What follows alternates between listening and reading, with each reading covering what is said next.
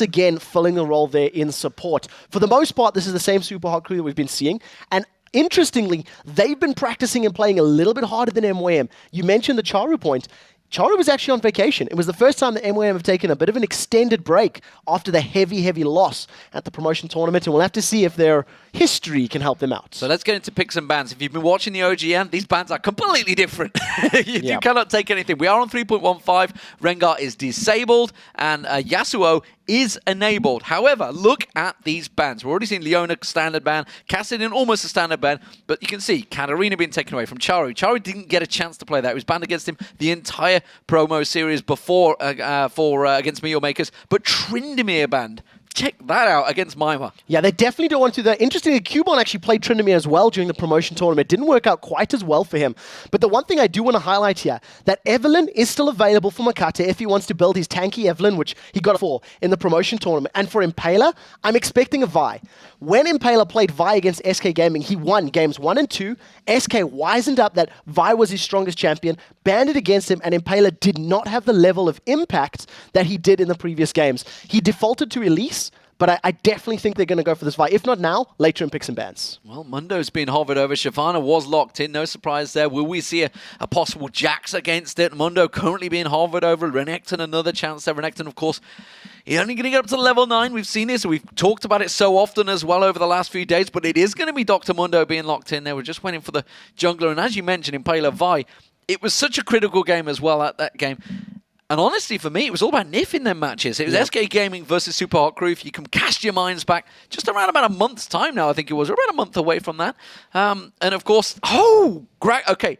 This could be a Jungle Gragas. Jungle Gragas has risen to prominence lately. Yeah, the Grungle is very, very... The Grungle. I see what you did there. Wow. I can't claim ownership. Strong. Okay. I can't claim ownership. That actually comes from Doa over in OGN. Right. And, when it was done by... I can't recall right now. But nevertheless, the Gragas jungle is very, very powerful. It was banned out permanently against Hercubot, who played for NIP at the promotion qualifiers. And the reason it's so strong, he's got very good wave clear, and his ganks are immensely, immensely powerful. We are playing on 3.15, so he's even going to be able to farm up a little bit more efficiently if he goes for the AP jungle item. And Grungle is no longer a thing because, as we talked about, it is going to be the Vi for Impaler. It is his strongest champion, and he's able to decimate when he does play her. And I am very happy to see Mokatte going to Elise this time because he played Evelyn throughout the promotion, and it just wasn't great. 3 times on Eve, he built a tanky and went Spirit of the Ancient Golem, and I just don't think it was his champion. I don't think he played it aggressively enough, and it didn't work out. The Annie for Libic is one that he played twice. In the 4 games they played, he played only Annie and Thresh. And I think I prefer him on Annie with this composition as well. You've got single pick power from Elise. Shyvana's got good AoE effects, as does Annie. So it's a good combination. And I think MWM are having a fairly safe, well-rounded composition right now.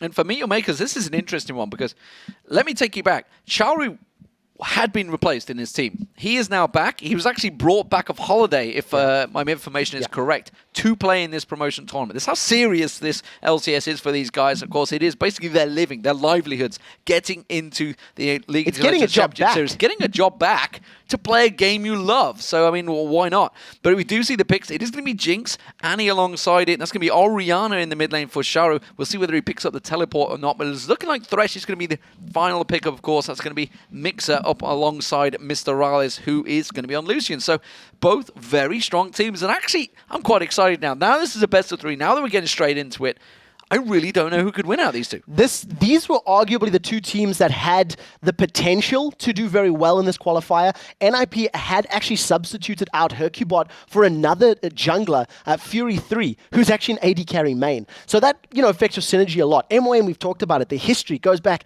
2.5 years, I believe. They're one of the longest standing teams without making roster substitutions and swaps.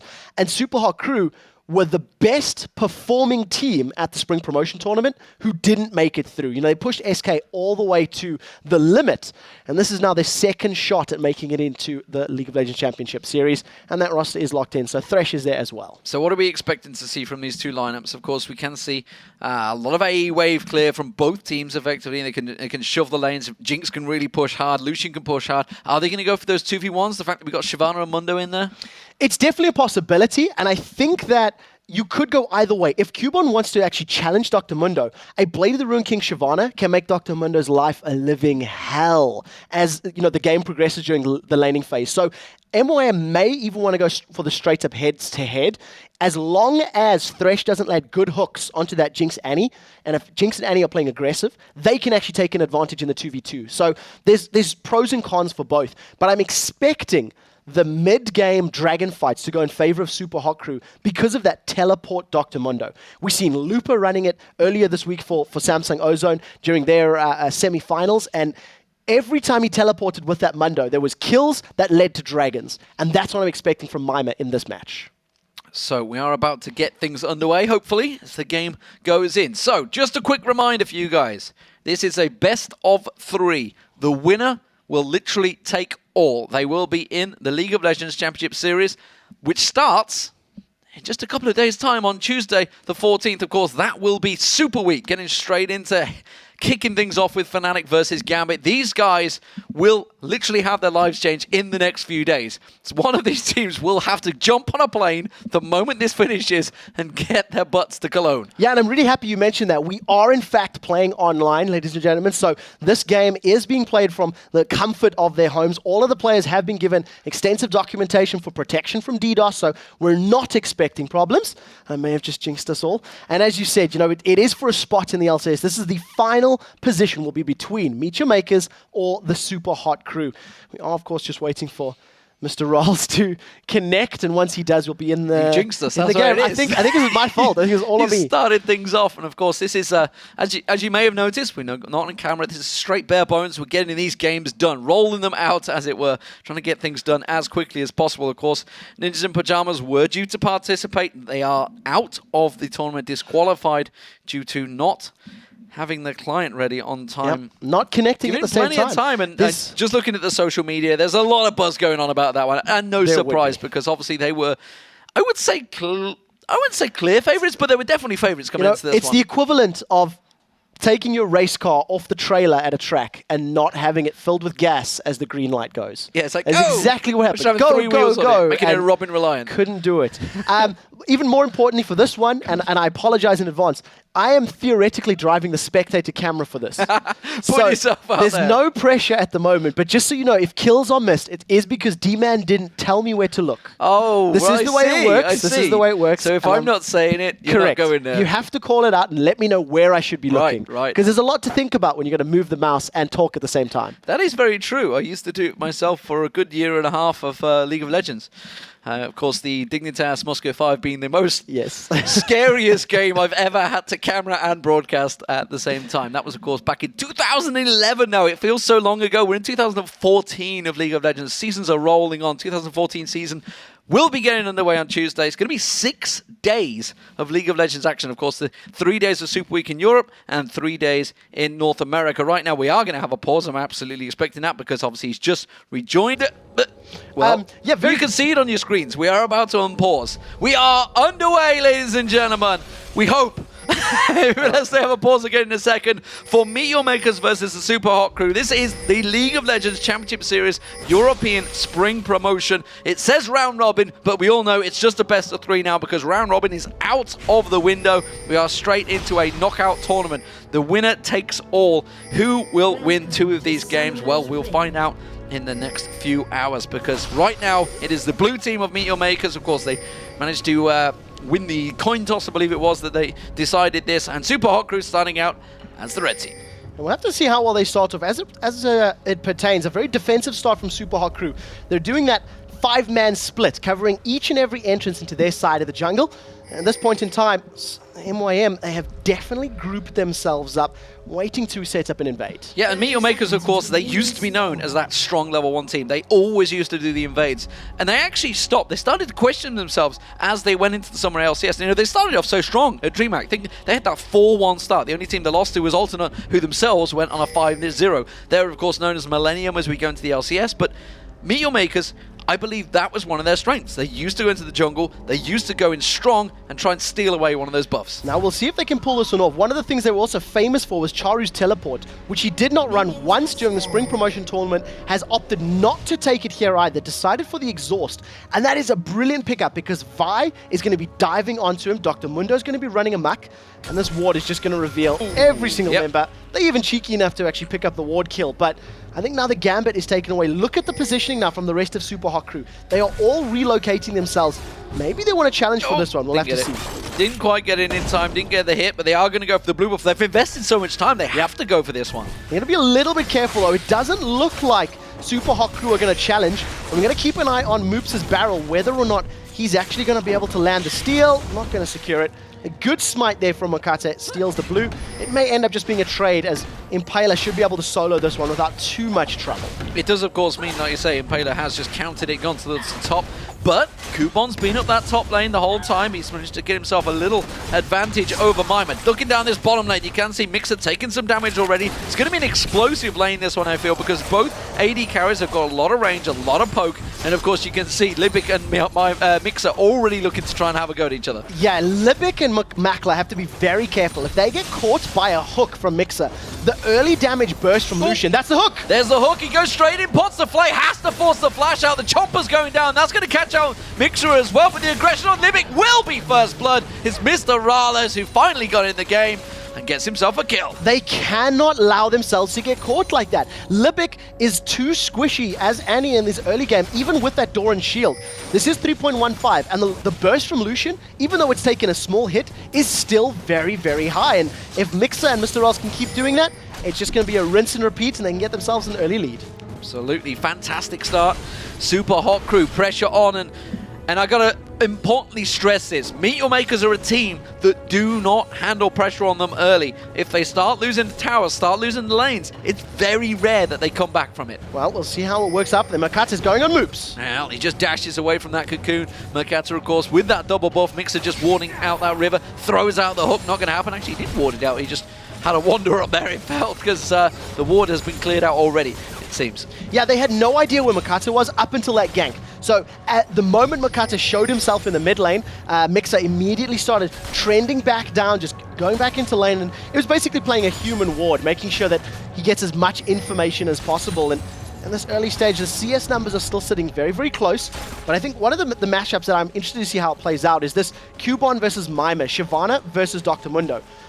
Depending on how Kubon itemizes, depends on how this lane is going to play out. If he does go for that sort of aggressive Blade of the Ruined King, he can actually beat Dr. Mundo in lane and can become a fairly strong split pusher with all that additional attack speed. And with axes being thrown out like that, or choppers, whatever you'd like to come from Mimer, I don't think Kubon needs to be too worried, because that was miles off the mark.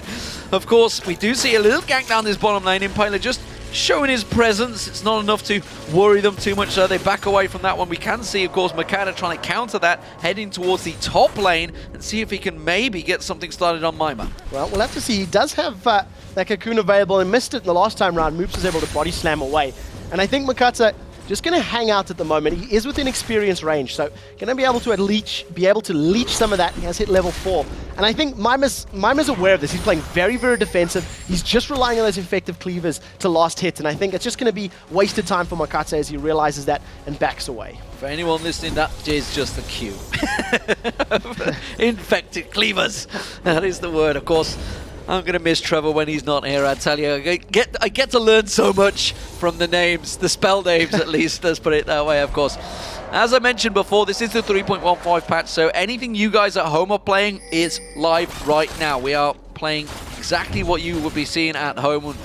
If you guys are playing games while watching this, of course, and we always welcome that, because I like to do that myself. The one thing I would like to highlight as well is that, as it is 3.15, Yasuo is available. He wasn't picked or banned in this matchup, and we have been seeing a lot of the pro teams actually spamming him a lot in solo queue. So I'd like to see if he's going to feature in the series. It is a best of 3, and I don't know if anybody from Super Hot Crew or MIM have been practicing him, but I am expecting him to feature next week during our regular season LCS games. Yeah, we'll see how that develops, of course. That'll be starting on Tuesday. One of these teams will be in that. The third match of the day up against Mokatte, who formerly are KMT, if you'd have seen them qualifying through. Another Polish team. Could we have an all-Polish matchup right there? If MrRalleZ get themselves in there, we certainly will. And I think Poland won't know which way to go when that happens, because right now they are cheering on MrRalleZ to get in here. Super Hot Crew, though, they proved themselves very much a team to beat up against SK Gaming earlier on. They need really the experience of Candy Panda and Nif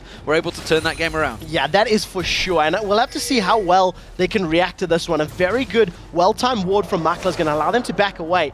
And of course, there's no Assault and Battery, no ultimate there from Impaler's Vi, so he's not going to be able to jump on anybody and lock them down. The one thing that Libic is doing a little bit smarter this time around, he's sitting with his passive stun available on Annie. So what that means is if migxa and MrRalleZ want to go in at all, they have to deal with that stun. They're well aware that the CC is available, and it just dissuades you from going very aggressive, dissuades you from landing the death sentence and following up, because you're going to get instantly locked in place. Well, so far the lanes are actually starting to slowly grinding towards MrRalleZ's favor. You can see, of course, the gold is just a couple of 100 gold difference. There was that first blood that came down, but look at the CS between them. It's about a 10 CS lead in every single lane. It's starting to slowly claw an advantage. I think this is a situation that plays into MYM's favor. Game 1 of the series, dealing with the pressure, having gone through promotion, a couple times already, having played together on very big stages multiple times in their very storied history.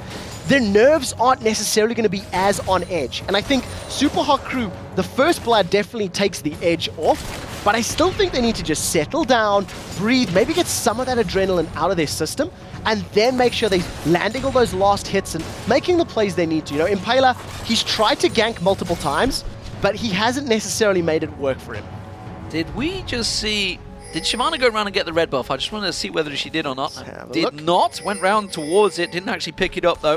Kubon, who has started to develop a lead over Mimer in that top lane. Red buff wasn't available, I believe, because I think Impaler already has it on. No, it's just there right now. Just respawn. So obviously went looking for it. So already starting to make those plays. Kubon trying to look for some aggression, realizing he's pushing the lane pretty heavily. You can see already, just wiped out that wave, shoved it straight on towards Mimer. Whenever you play a Shyvana, especially in the early game, before 10 or 12 minutes, in a 1v1 matchup, you've got very, very good wave clear.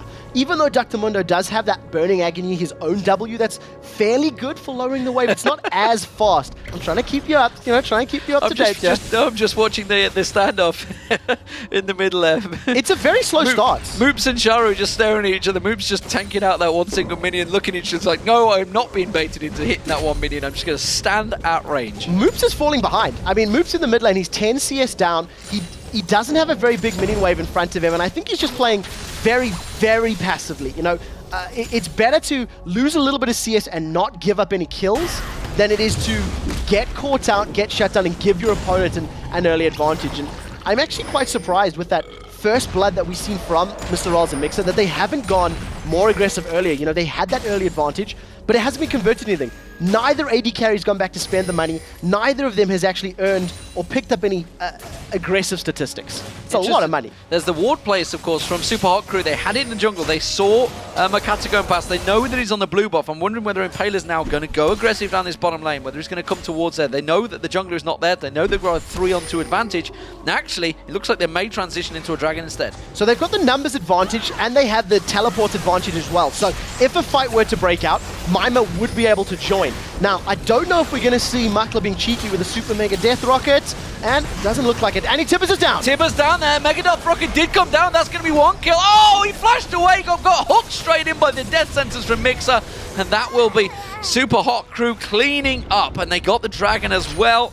So the gold all went their way. Got the dragon. The fight went 1-for-1. They traded a jungler for support. And I think that, Makler tried to steal it with his ultimate. Didn't necessarily work out. And Libic just going a touch too early. The Tibbers was well placed, but there was nothing else to follow it up. You need the shockwave. You need Shyvana diving in, or even Elise in that situation. And unfortunately for MYM, they now fall about 1,000 gold behind, and they give another kill away. This time to Moopz' Gragas. And that kill, of course, means that MrRalleZ has completed and picked up the the Bloodthirster going down to that bottom lane. We'll see what Makler goes for. He's making his first trip back as well. Had got himself a little CS advantage, but of course the kill and assist will certainly give the gold in the way of MrRalleZ. And you can see, well, he's at 3k, so he's going to go straight and buy.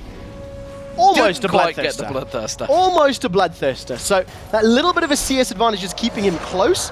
I think he's opted to just pick up a little bit of wards there. He's got some potions in his back pocket. And we also see that with these first backs, both supports have picked themselves up that sweeping lens, moved away from the warding trinket, and going to start denying vision from their opponents. Remember that this is 3.15.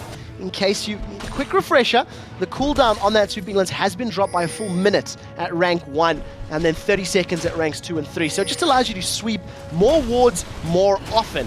And of course, it does mean we tend to see a little bit more pink games in 3.15. Kubon, you can see he's gone with that build towards Cutlass, so may well be going for that Blade of the Rune King early on. Meanwhile, Mimer playing in towards the...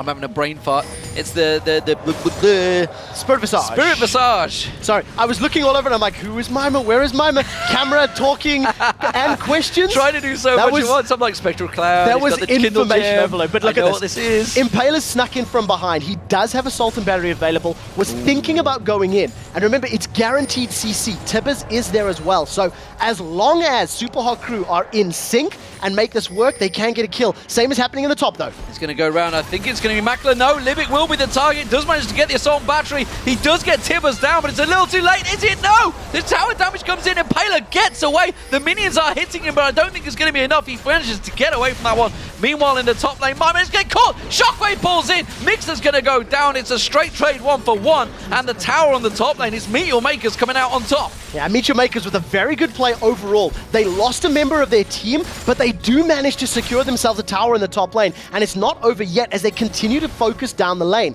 The attack damage that Kubon's getting allows him to kill those minions even quicker. And the presence of Mokatte makes Mimer's defensive play very, very difficult to read. He could have teleported bottom, but decided against it. And instead, he's going to defend the top lane. Well, meanwhile, in the mid lane, you can see there are actually 3 members all possibly going to try and close in here. We do have Kubon and Mokatte heading in towards him. Libic has made himself in towards that mid lane as well. So we'll see if they try and go for a gank on Moopz. They've gone a little bit too early here. Moopz himself was trying to get the wards down. He's going to walk away from that one, no problem at all. Yeah, talking about wards, the vision here from Super Hot Crew is significantly superior to that of Meteor Makers. They've got a lot more vision in the river and around the entrances to the map.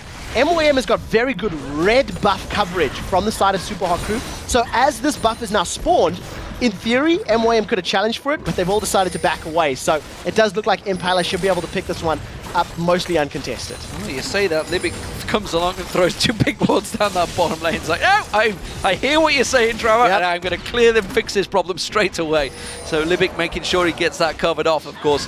Metaphorically speaking, they can't actually hear what we're saying because there is a rather large delay on this stream. Meanwhile, though, Libic getting caught out down the bottom. There's going to be the box. That will be a death once again. He's 1-for-1 now. He's being picked on. What a great death sentence on towards Matt. This one out. You can see the culling coming straight out there. Is it going to be enough? Barrier being used. Can't quite tank it back. Meanwhile, Moopz is going to get aggressed upon. At least has to repel away from that one. And it's Super Hot Crew with the kill. Yeah, at least Mokatte just got bursted out there as he ran into Moopz, and Moopz unloaded a full combo. But Mimer, his first teleport to the game, as I flick to him, he teleports away and manages to secure some great kills and a lot of tower damage in this bottom lane. MrRalleZ and migxa can stick around, secure the tower, even it up 1-to-1, and then they can make their way back to push other lanes, maybe to get even more towers or objectives.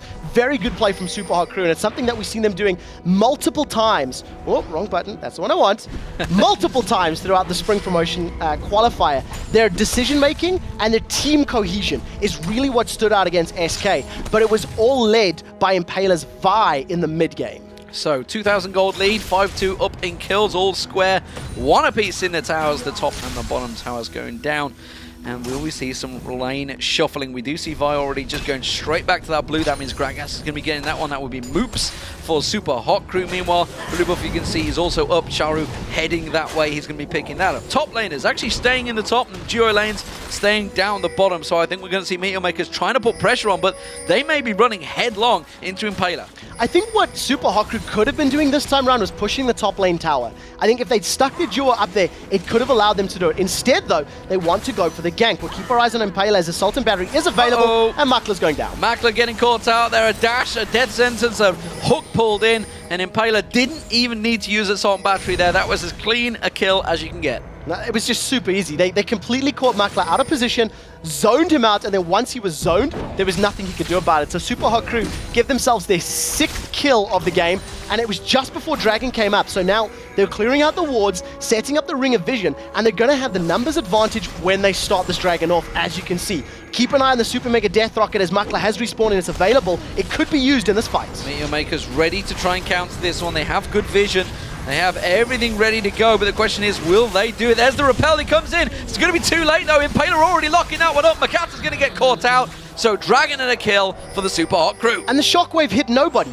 The Shockwave didn't hit a single target there. Czaru was trying to be very cheeky and hide over the wall, just using the ball for presence, and it wasn't in range of anybody from the SUPA HOT CREW, and that's allowed them to extend that gold lead and now have a massive numbers advantage. Mix is coming in from behind, he's caught Kubon! Great hook straight in there, Kubon in trouble. He tries to get away, but he gets pulled straight back in immediately. Brilliant stuff from SUPA HOT CREW, and it was Impaler landing that Assault Battery, the culling coming out, that's not going to find his target. It doesn't matter, it's the turret they want to go for. Where are you going, Trevor? I don't know. You are making the cameramen's job at League of Legends Championship Series very good right now because they know they have no threat from you. They are fantastic, and is the reason I talk for a living and don't drive the camera, ladies and gentlemen. I'm sorry about that one. But yes, another great play. More kills on the board for SUPA HOT CREW, and it's just a positional advantage. They had the numbers, they got a kill, they converted the kill to the tower, and there was absolutely nothing MYM could have done about that. I think MYM should have made the decision to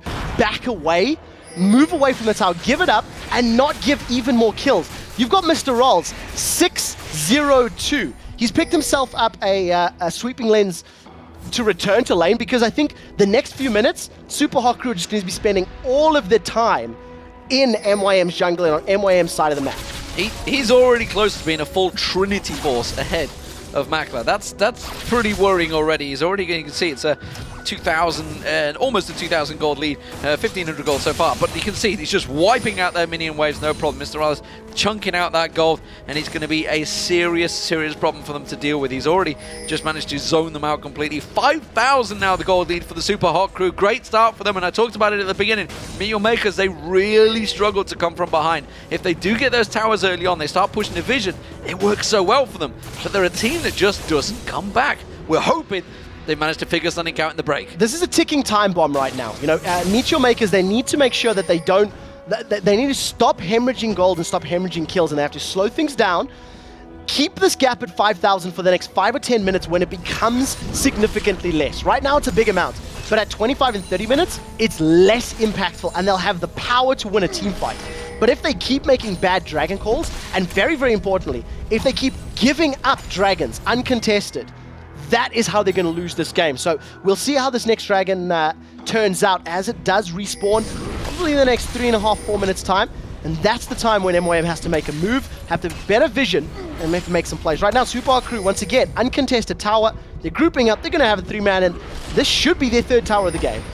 Meanwhile, Mimer, yeah, say chunking down that tower. They are setting up. They're going to come around. Kubon tried to set himself up, but Assault Battery says no. Explosive cask is available. If he just needs to knock him back, will he use it to explode him? No, Impaler's going to pick up the kill anyway. They're going to be able to trade towers. Migxa's gone in. Flash box straight down. The culling coming out on towards Mokatte, doing a heck of a lot of damage. Has to repel from the death sentence coming out there, and again, while SUPA HOT CREW defend that tower successfully, they take themselves the tower in the top. It's 3-1 now. All going SUPA HOT CREW's favor. Yeah, that's for sure. Right now, it's going to at least be evened up a tiny bit for Makers. It's not over yet. Libic's in trouble.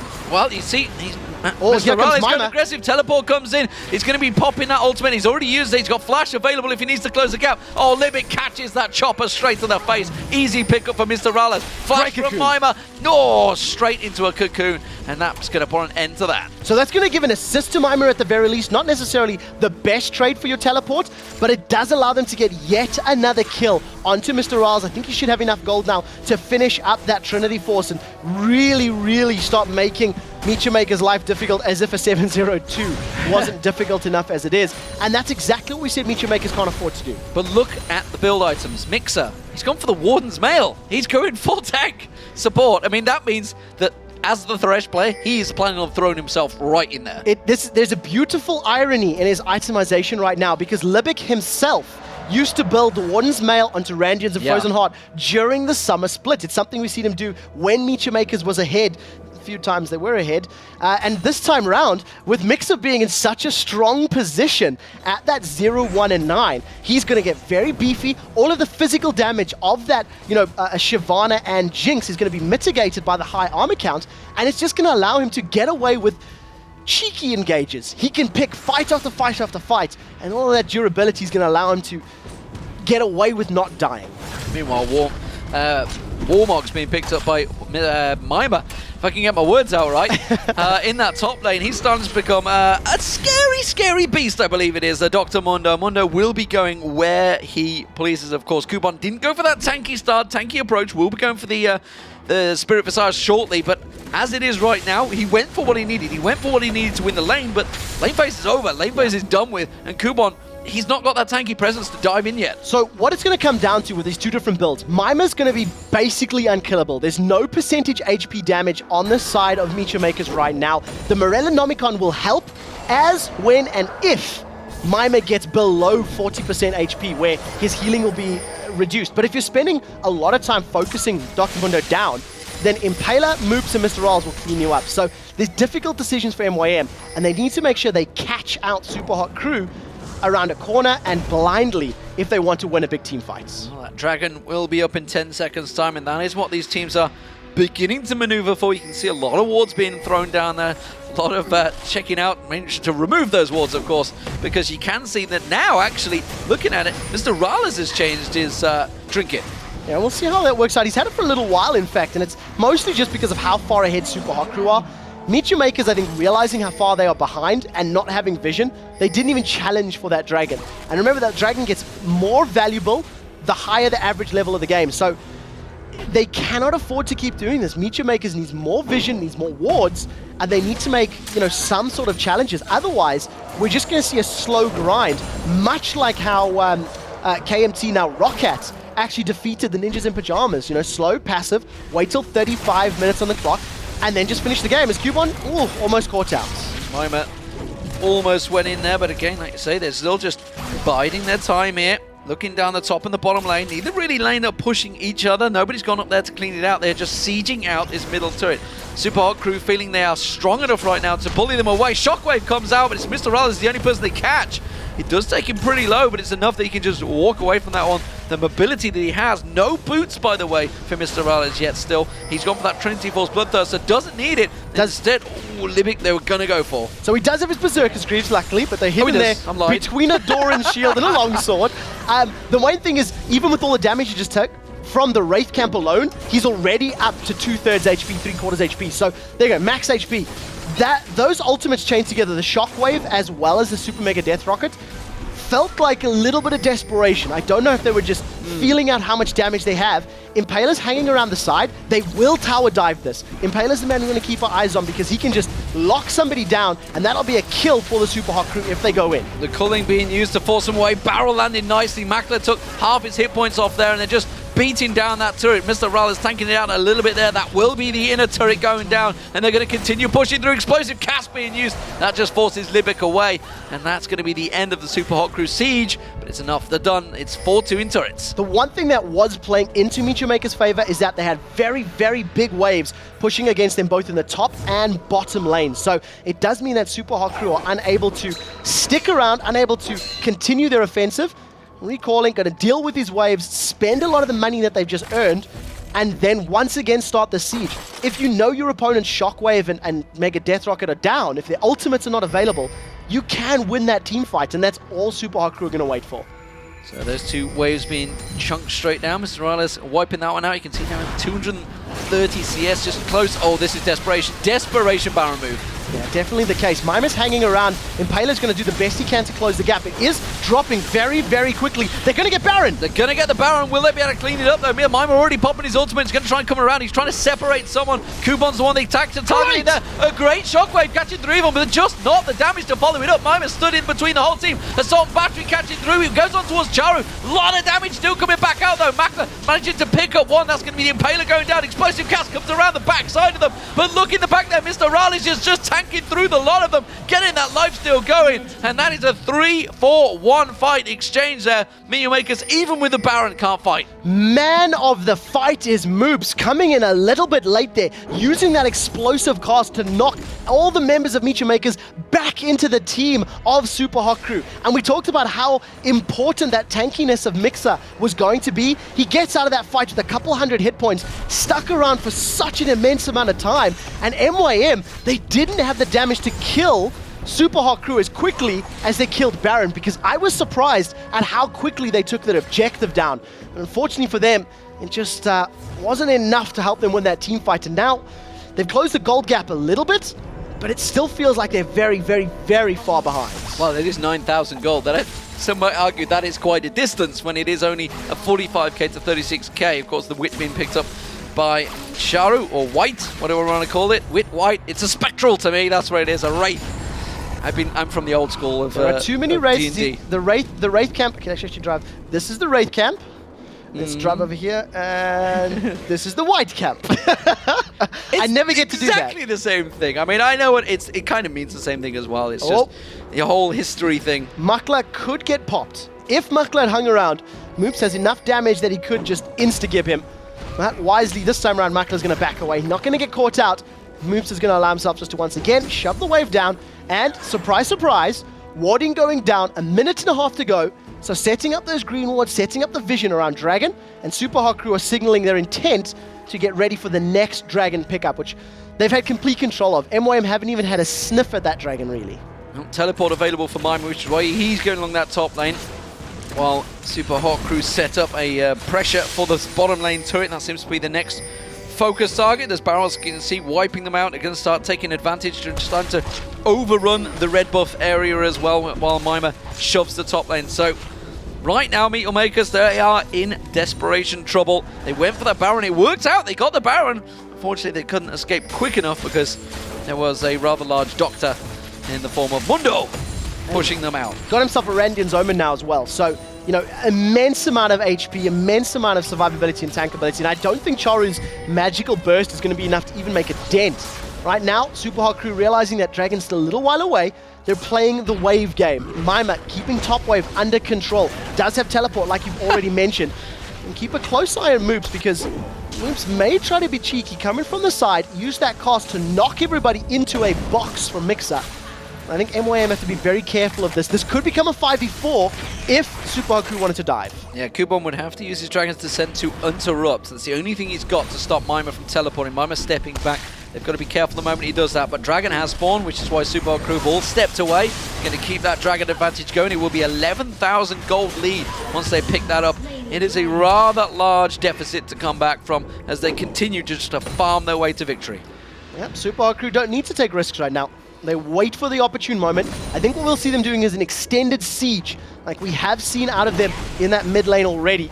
We've seen them planning out, playing it patiently, playing it softly, and right now, seeing a little bit of an overextended Kubon. He is going to need to back away. Tower's available, and Super Hot Crew just going to pick this one up uncontested. Yeah, Mimer's just going to tank this one out. Kubon realizing the situation, having to step away from it. They are going to come try and chase him for it. Have they got enough damage? Oh, I don't think they have. Ultimate pop from Mimer. He's going to turn and fight. Kubon in all sorts of trouble, just not tanking enough. Shockwave lands very nicely, though. Limit getting taken down. Timbers was followed through, but look at that. Another double kill picked up by MrRalleZ. They're going to continue driving through. Chopper being thrown on towards Mokatte. And again, it is all the Super Hot Crew driving through. Mokatte taking another barrel. He's having to back away. They may go for the inhibitor turret here. 2-for-1 plus the turret, and even with what seemed to be a good engage from Makers, they are simply do not have enough damage to make a dent here in Super Hot Crew. MYM chasing through Makler, maybe getting a sniff of Moopz, maybe getting a sniff of the kill there, but Moopz is going to be able to back away thanks to that body slam of his. And, you know, it's just a very desperate situation. If Kubon had maybe had the shockwave with his descent, shockwave with his dive, that could have been enough It wasn't to be, and unfortunately for Migxa Makers, they continue to fall behind. 12,000 gold is the difference now. Keeps growing. Couple thousand gold more, couple thousand gold more. They're down 3 towers, they're down about 4 dragons. They do have a Baron to their name, but the buff was lost by 3 of the members very quickly thereafter. And you got to say, you know, we talked about it at the start, how much a change of player may affect you. 10-0-4, not a bad change, I think. I think it's a bit of an upgrade. Yes. I think you can say that, and that's maybe a little overly harsh because Haydel did play phenomenally well during the spring promotion tournament, but this roster substitution is working in their favor. Right now, though, Mimer still playing the split push game. He does have that teleport still available to him. He's now got himself yet another Spectre's Cal, so more MR has been added to his list. Gonna get himself most likely a Banshee's Veil, and I mean, I still think he's unkillable already. With the Banshees on top, I really don't think there's anything that Migxa Makers can do to deal with him. So even if they focus down Moopz, even if they focus down MrRalleZ, Mimer's just going to play cleanup crew and, you know, help SUPA HOT CREW get their first victory in this best of 3. So let's see how this develops. Next in a turret, doing it by the numbers here. Migxa Makers trying to charge in. They're going aggressive. He's going to tank it through. Mokatte was the target, but Kubon found himself caught in the middle of really a place that he did not want to be.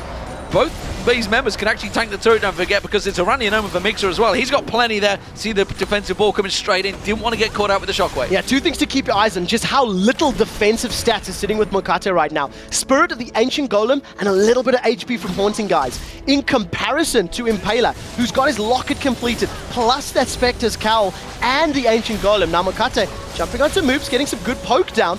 But that's a perfect distraction to allow MrRalleZ to take the tower. Shockwave catches on MrRalleZ, does get away. Timbers catches on towards him. They're throwing everything they can at MrRalleZ, but he just backs away. Now the life's still working in his favor. That's going to be 1 down. They're going to push on through this one. Mimer happily tanking up the turret. Death Sentence comes in. Flash play comes out. They're going to catch the 3 members as well. They did a really good dissonance there, but the damage still coming strong from SUPA HOT CREW, and Migxa Makers have to back away. They landed every skill shot they could, but it wasn't enough damage. I've got a sneaky feeling that Czaru Shockwave actually cast it on himself, as I think Kubon dived out of range. But unfortunately, with driving the camera, I missed that to the left of the screen. So we'll have to see how it works out. But again, the wombo combo, the burst damage that is required to kill these carries is not there for Migxa Makers. SUPA HOT CREW are too far ahead. They take their first inhibitor for the game, gonna back away. They've got themselves another massive amount of gold to spend. And just look at the story those gold differences tells.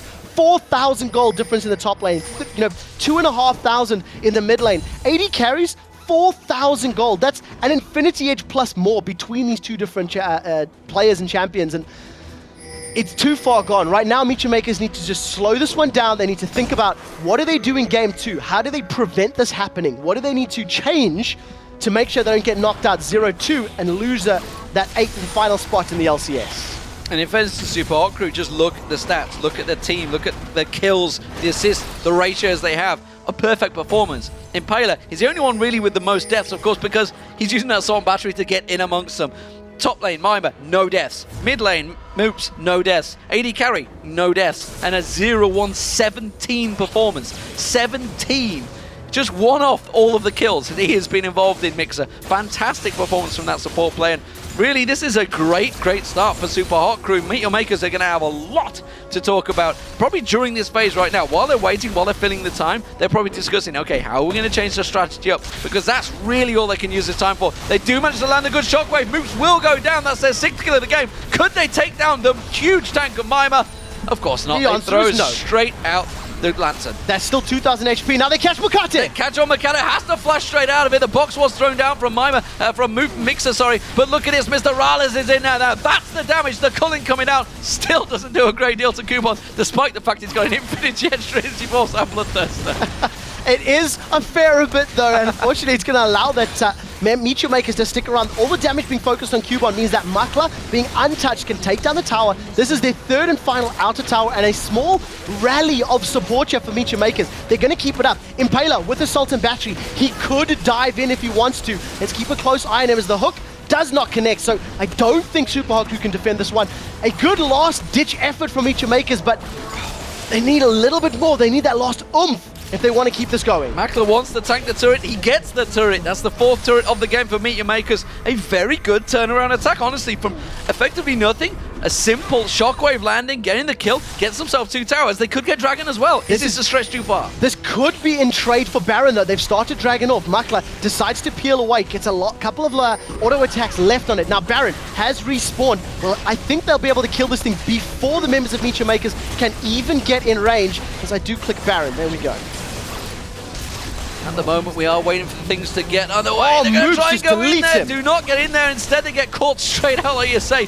Deleted was, in fact, the word. Baron was picked up, and well, just as there was a breath of hope for migxa Makers, Super Hot Crew extinguish it. Yeah, migxa Makers were too late to react. I missed the kill off camera there as Moopz just insta-gibs Mokatte, did use a full combo, all of his barrels plus ignite, and now with the 5v4, Super Hot Crew, they're actually going to ignore the inhibitor and put their sights on the Nexus turrets. And of course, the super minions have been doing the work for them. That's going to be the second Nexus turret going down. The Nexus will be the target once Kubon goes down afterwards. He gets dropped down. Shockwave pulls in 3 members. It's not going to be enough, though. The damage is not coming on because MrRalleZ is focusing on the Nexus. It's the Super Hot Crew that close out Game 1 in this best-of-3 series. The only thing you could criticize from the Super Hot Crew in this matchup is they were a little bit behind in CS in lane. That is the only mistake that they made. And other than that, it was a phenomenal performance. Their ganks were good. Their rotations were good. They responded to map pressure phenomenally well. And it never felt like migxa Makers really had any life in them in that mid game. Fantastic performance from Super Hot Crew. Honestly, you just got to look down the stats and you can see 5-1-8. Moopz finally died towards the end and got caught in that shockwave, of course. Mimer, though, no deaths for him, of course. 4-0-12. We wondered about the Mundo selection up against Shyvana, but Shyvana, he went for the Blade of the Rune King at start, but it just wasn't tanky enough. And you only look at, all he's got is a Spirit Visage. He had nothing to throw himself in that fight. You know, we saw, looking at the OGN, you saw how Impact was throwing himself in there with that Randy Atomic, catching all the members, slowing them down. That would assist them, especially with an Orianna, that shockwave. I completely agree. And I feel that not only did they not itemize necessarily as efficiently, you know, that Blade of the Rune King works against Dr. Mundo in 1v1, but he never made it work for him. He never challenged, you know, Mimer, never got in Mimer's face. And as the game progressed, migxa Makers fell further and further behind, and their item choices just didn't assist them in closing that gap. So, as it stands, Super Hot Crew 1-0 up against migxa Makers. If they pick up one more win, they will be the 8th and final team to play in the European LCS. So while we're just waiting for the teams to filter themselves into the picks and bans, of course, we will be getting ready to go shortly. Do not go anywhere, ladies and gentlemen. We are going to take a quick